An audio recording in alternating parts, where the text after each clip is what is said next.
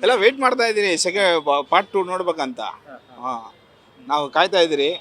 ನನಗೂ ಒಂದು ಸ್ವಲ್ಪ ಜೋಶಿತ್ತು. ಫಸ್ಟ್ ಪಾರ್ಟ್ ನೋಡಿದಿರಿ, ಓಕೆ. ಅದು ಸ್ವಲ್ಪ ಫುಲ್ ಬಿಲ್ಡಪ್ ಇತ್ತಲ್ಲ. ಸೆಕೆಂಡ್ ಏನಿದೆ ನೋಡಿ, ಒಂದೊಂದು ಫಿಲಿಮ್ ಪುಷ್ ಆಗ್ಬಿಡುತ್ತೆ ಸೆಕೆಂಡು. ಕರೆಕ್ಟ್. ಸಿಂಗಂತಿರಿ ಎಲ್ಲ ಸೂಪರ್ ಡೂಪ್ ಆಯಿತು. ಇದು ಹಂಗೆ ಇರುತ್ತೆ ಅಂತ ನಮಗೆ ಒಂದು ಖುಷಿ. ಟಿಕೆಟ್ ಸಿಕ್ತಾ? ತಗೊಂಡೆ. ಓಕೆ. ಟಿಕೆಟ್ ಬೆಲೆ ಸ್ವಲ್ಪ ಜಾಸ್ತಿ ಆಗಿದೆ ಅಂತ ಅದು ಎಲ್ಲ ಜೋಶಲ್ಲಿ ತಗೊಂಡ್ಬಿಡ್ತಾರೆ. ಇದೇ ಅವ್ರಿಗೆ ದುಡ್ಡು ಮಾಡೋಕೆ ದಿವಸ, ಒಂದು ದಿವಸ ಇಲ್ಲ 3 ದಿವಸ ಕಂಟಿನ್ಯೂ ಲೀವ್ ಬರುತ್ತೆ. ಎಲ್ಲ ದುಡ್ಡು ಮಾಡ್ಬೇಕಲ್ವಾ. ನೀವು ಪ್ರೊಡ್ಯೂಸರ್ ಆದರೂ ನೀವು ಅದೇ ಟೈಮಲ್ಲಿ ರಿಲೀಸ್ ಮಾಡ್ತೀರಾ.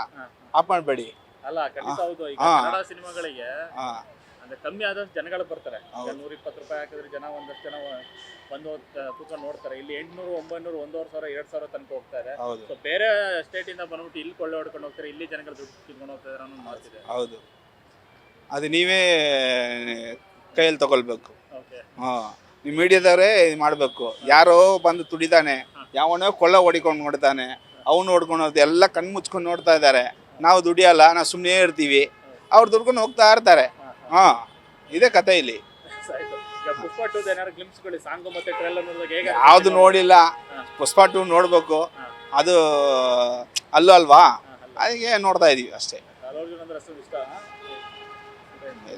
ಗ್ರೇಸು, ನಾವು ಸೂಪರ್ ಸ್ಟಾರ್ ರಸಿಕರು. ನಾವು ಶಿವನ ಪರಮ ಭಕ್ತರು ನಾವು. ಓಕೆ. ಇದು ನಮ್ಮ ವಂಶ ಅಲ್ವಾ. ಆದ್ದರಿಂದ ಇಲ್ಲಿ ನಡೆಯ ಇವ್ರು ಹಂಗೆ ಶಿವನ ಅವರು ಮಾವ ಅಲ್ಲ, ಶಿವನ ಫಾಲೋವರ್ಸ್ ಅಲ್ವಾ. ಅದಕ್ಕೆ ನಾವು ಇವ್ರಿಗೆ ಫೇವರ್ ಮಾಡ್ತೀವಿ ಅಷ್ಟೇ, ಬೇರೆ ಏನಿಲ್ಲ.